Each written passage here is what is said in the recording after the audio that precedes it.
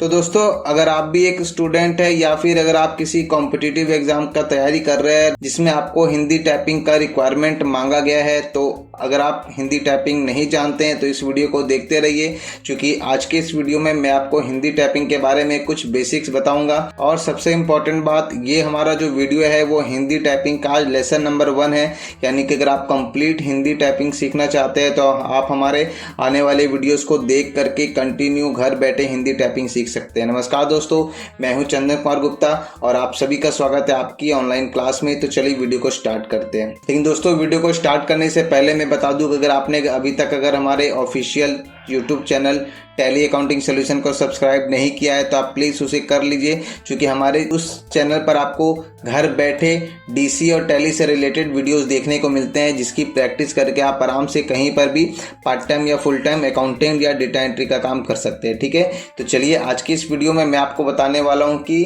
Hindi typing कैसे सीखते हैं, जिसका आज का जो वीडियो है वो हमारा प्रथम पार्ट यानी कि चैप्टर नंबर 1।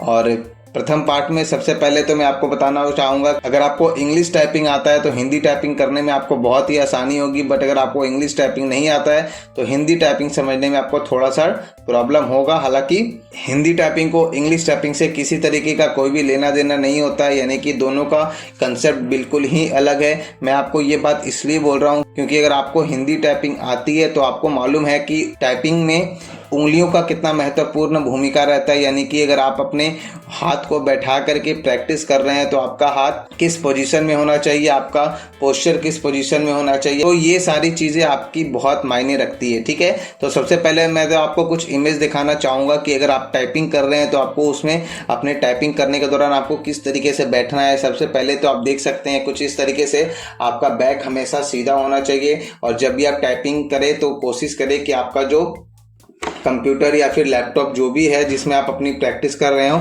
वो हमेशा आपके सामने रखा हुआ होना चाहिए। ठीक है, और दूसरी जो चीज़ है वो है आपके हाथ का पोस्चर, यानी कि आपका हाथ प्रैक्टिस करने के दौरान टेढ़ा मेढ़ा नहीं होना चाहिए, क्योंकि अगर प्रैक्टिस करेंगे अगर आपका हाथ अगर टेढ़ा रहेगा तो आपका जो बटन है वो सही से प्रेस करने में आपको प्रॉब्लम होगा। बट अगर आपका हाथ सीधा रहेगा तो आपकी उंगलियां बिल्कुल सही समय पर सही जगह पर प्रेस होंगी, जिससे आपका जो स्पीड और एक्यूरेसी है वो बहुत ही बढ़ जाएगा। ठीक है, तो इंग्लिश टाइपिंग करने के दौरान आपको मालूम होगा कि आपको अपनी उंगलियों को कुछ इस तरीके से रखना होता है। सबसे पहले तो आपका जो कानी उंगली है वो अगर आप इंग्लिश टाइपिंग कर रहे हैं तो आपका जो उंगली है वो होगा ASDF, यानी कि आपका जो बायां हाथ है लेफ्ट हैंड, उसका जो कानी उंगली होगा वो होगा A में, उसके बाद वाली उंगली S में, उसके बाद वाली उंगली D में और उसके बाद वाली उंगली F में। ठीक है, उसके बाद बीच का जो 2 की है G और H वो ब्लैंक रहता है। उसके बाद आपका जो राइट हैंड है यानी कि दाहिना हाथ, उसका जो उंगली रहता है वो रहता है J,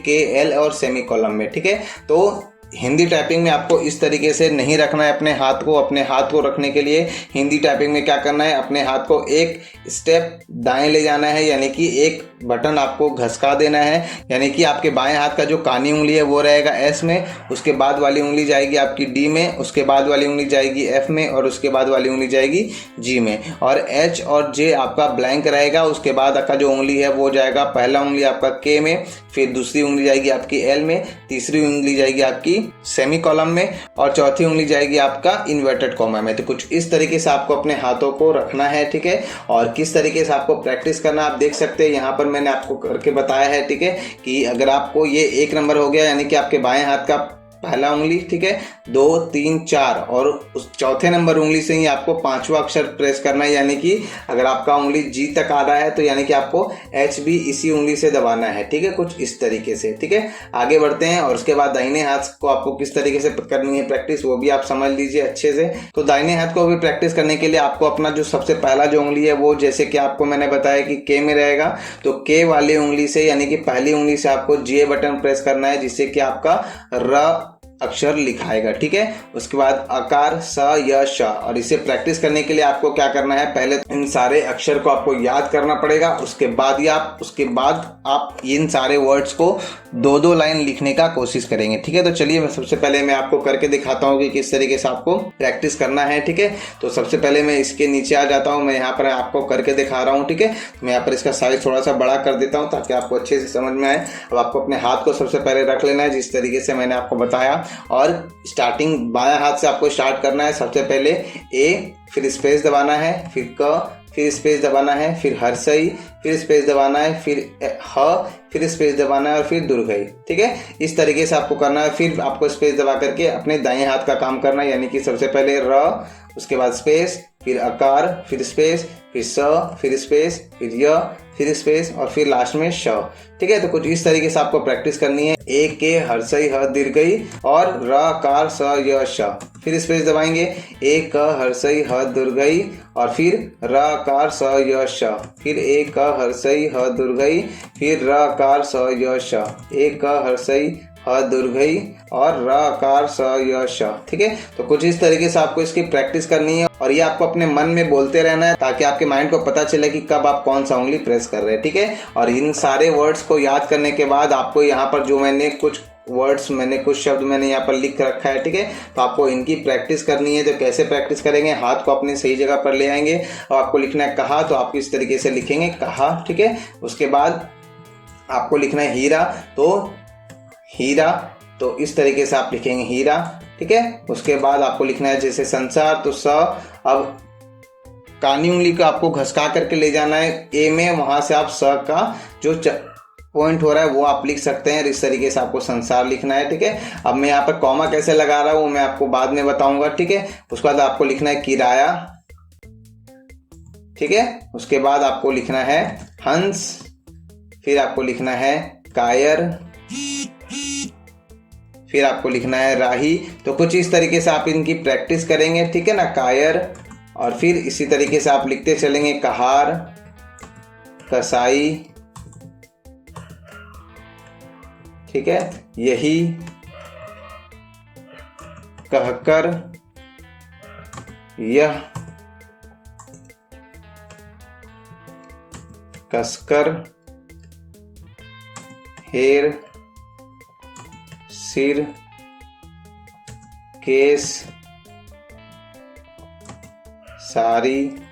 तो कुछ इस तरीके से आपको इन सारे लाइन को दो दो लाइन लिखना है। दो दो लाइन का मतलब आप समझ पा रहे होंगे आपको, जिसे मैंने बताया कि कहा, फिर आपको लिखना है कहा और फिर आपको लिखना है कहा। इस तरीके से आपको कहा तब तक लिखना है जब तक आपका उसका अच्छे से प्रैक्टिस ना हो जाए। ठीक है, कहा, कहा, कहा, कहा, कहा, इस तरीके से आपको इसे दो दो लाइन लिखना है। ठीक है, तो इस तरह से क्या होगा, आपका प्रैक्टिस अच्छे से होगा।